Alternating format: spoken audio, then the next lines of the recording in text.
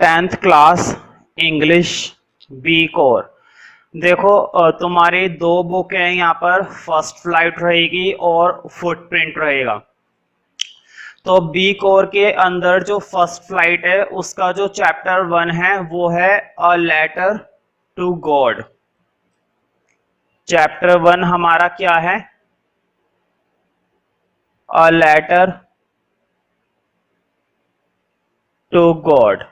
नाम से ही पता चल रहा है, लेटर मतलब पत्र, और किसके लिए? भगवान के लिए। अब तुम सोचो, भगवान पर तो लगभग सभी विश्वास करते हैं। कुछ लोग ऐसे होते हैं जो विश्वास नहीं करते और कुछ लोग ऐसे होते हैं जो विश्वास करते हैं, लेकिन ऑलमोस्ट लगभग हर एक तीसरा बंदा भगवान पर विश्वास करता है। लेकिन किस हद तक, क्वेश्चन ये, विश्वास किया जाए, किस हद तक किया जाए? अब तुम्हें नाम से पता चल रहा है। अगर हमने पत्र लिखा है, चलो पत्र लिखा है ठीक है, जर्नली हम लेटर लिखते हैं। किसको लिखते हैं? अपने रिलेटिव्स को लिखते हैं, अपने मित्र को लिखते हैं, अपने भाई को, बहन को, मम्मी या पापा को, या अपने किसी रिश्तेदार को लेटर लिखा जाता है। लेटर लिखने का सबका अपना अपना कारण होता है। कोई किसी चीज की खुशी के लिए लेटर लिखता है, कोई किसी चीज के सेलिब्रेशन के लिए लेटर लिखता है। लेकिन फिर भी हमें ये पता होता है कि हम लेटर किसे लिख रहे हैं, और लेटर मिल जाएगा उसको तो वो मुझे जवाब देगा। लेकिन यहाँ पर जो लेटर लिखा गया है वो किसके लिए लिखा गया है? भगवान के लिए। अब सोचो, तुम खुद खुद को सोचो, अगर तुम भगवान को लेटर लिखते हो और भगवान को वो लेटर मिलता है, सोच कर देखो।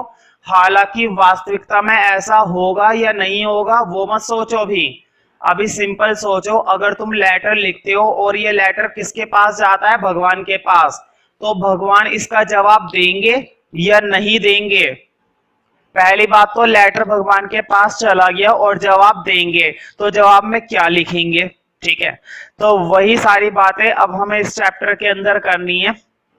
आजकल पैसा जो होता है वो सबकी जरूरत है, चाहे कोई सा भी व्यक्ति कितना भी गरीब हो, चाहे कोई सा भी व्यक्ति कितना भी अमीर हो, पैसा सबकी जरूरत है। मुझे भी पैसों की जरूरत पड़ती है, तुम लोगों को भी पैसों की जरूरत पड़ती है, और पैसों की ही जरूरत यहाँ पर इस कैरेक्टर को है जिसकी बात इस चैप्टर के अंदर होगी। पैसे प्राप्त करना आजकल एक आसान तरीका है, एक नया तरीका है मनी ऑर्डर लेना। अब तो खैर इस टेक्निक को इस्तेमाल नहीं करते हैं क्योंकि बैंकिंग आ चुकी है। बैंक के अंदर अकाउंट से अकाउंट में आसानी से ट्रांसफर हो जाते हैं, मनी ट्रांसफर हो जाती है, ऑनलाइन पेमेंट हो जाती है। तो मनी ऑर्डर आजकल करना तो बड़ा पुराना काम हो गया है। पहले खूब चलता था मनी ऑर्डर, मतलब लेटर के थ्रू क्या आ जाते थे? पैसे। मनी ऑर्डर का मतलब क्या होता है? तुम किसी व्यक्ति को, अपने पापा को लेटर लिखोगे मनी के लिए कि मनी भेज दे, और वो तुम्हारे लिए एक मनी ऑर्डर भेज देंगे। तो इसका क्या प्रोसेस होता है, मनी ऑर्डर कैसे भेजा जाता है, किन बातों का ध्यान रखना चाहिए, वो सारी बातें छोड़ो, क्योंकि हमें चैप्टर पढ़ना है, ना कि हमें मनी ऑर्डर भेजना है। तो मैं मुद्दे की बात पर आता हूं। जो सीधा इस चैप्टर का मेन कैरेक्टर है उसका नाम है लैंचो। क्या नाम है उस कैरेक्टर का? लैंचो। लैंचो एक गरीब किसान है, सीधा साधा व्यक्ति है, बिल्कुल मेरी तरह समझदार है, वो भी मेरी तरह, और काफी समझदारी से वो अपने खेतों में खेती बाड़ी करता है। उसका जो घर है वो बेसिकली ऐसी घाटी के अंदर स्थित है जहां पर और कोई अन्य घर नहीं है। मतलब ये कह सकते हो तुम, उस घाटी में रहने वाला, उस घाटी की जो निचली पहाड़ी है, घाटी की सबसे नीचे वाली पहाड़ी पर वो रहता है, और एकमात्र अकेला उसी का ही घर है। और उसके खेतों में अक्सर मक्का की फसल उगाई जाती है। मक्का की फसल, फल फूल, पेड़ पौधे उसके खेतों में हैं। उसकी फसल को जरूरत है तो सिर्फ एक अच्छी वर्षा की। वो ये चाहता है कि इस साल अच्छी वर्षा हो जाए और उसकी जो फसल है उसमें अच्छा उत्पादन हो जाए, तो उसका परिवार अच्छी सुख की नींद सो सकता है और भरपेट खाना खा सकता है आने वाले साल में।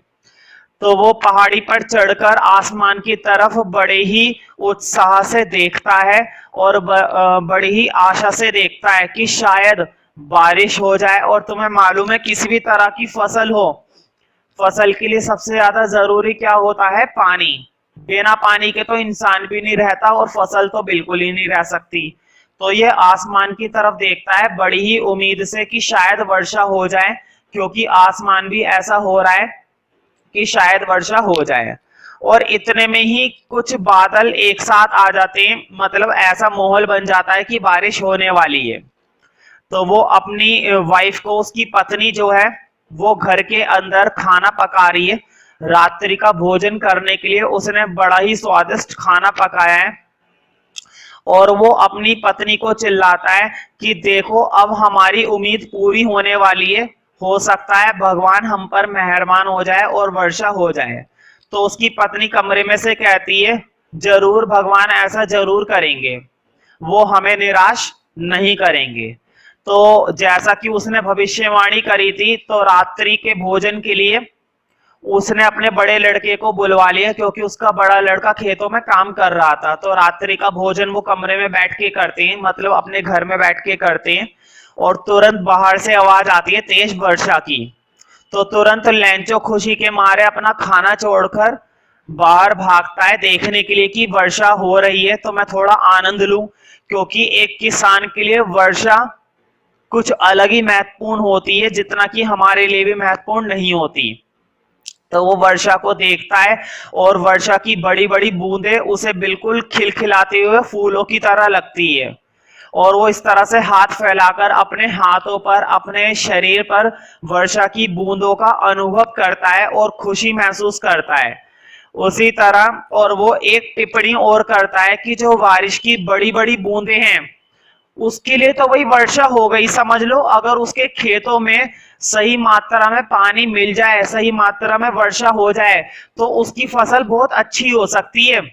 मतलब जितनी ज्यादा वर्षा होगी उसका उत्पादन भी उतना ही ज्यादा अच्छा होगा। तो वो ये कहता है कि जो वर्षा की बड़ी बड़ी बूंदें, वो बड़ी बड़ी बूंदें और कुछ नहीं है, वो 10 सेंट के सिक्के हैं। अब तुम सोच रहे होंगे ये 10 सेंट क्या है?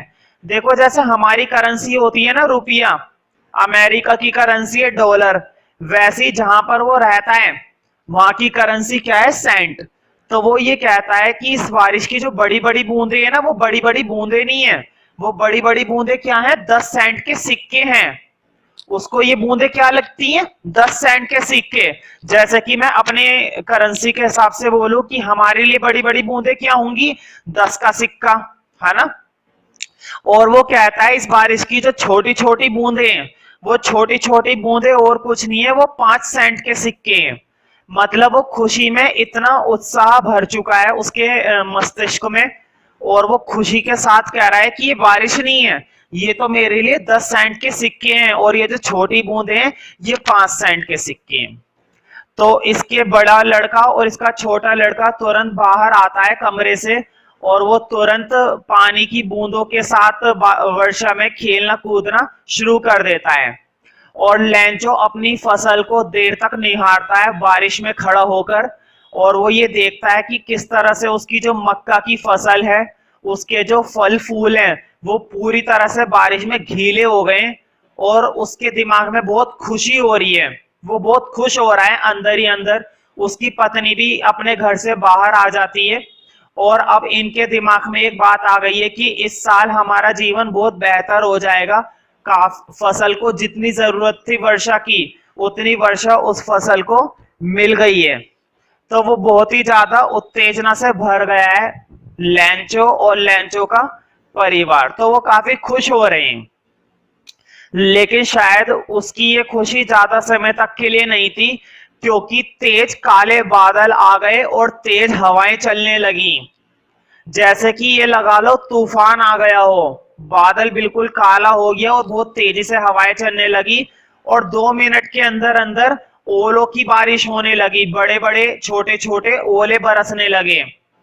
2 मिनट के अंदर अंदर तेजी से ओले गिरने लगे। ये भागकर अपने घर के अंदर गए और खिड़की से देखने लगे। अब लैंचो निराश हो गया कि ये तो अच्छा नहीं हुआ, मैंने वर्षा मांगी थी भगवान से, लेकिन इतना कुछ नहीं मांगा था। तो बादलों की वजह से इतना जबरदस्त ओलों का तूफान हुआ कि 10 मिनट के अंदर अंदर तुम पहाड़ी पर अगर खड़े होकर देखते हो और लेंचो खुद देखता है तो उसकी जो पूरी फसल थी, पूरी जो मक्का की फसल थी, वो पूरी तरह से ओलों से ढक गई। तुमने देखा होगा ओले कैसे कलर के होते हैं, जनरली सफेद कलर के होते हैं भाई, बर्फी तो होती है व्हाइट से कलर के होते हैं।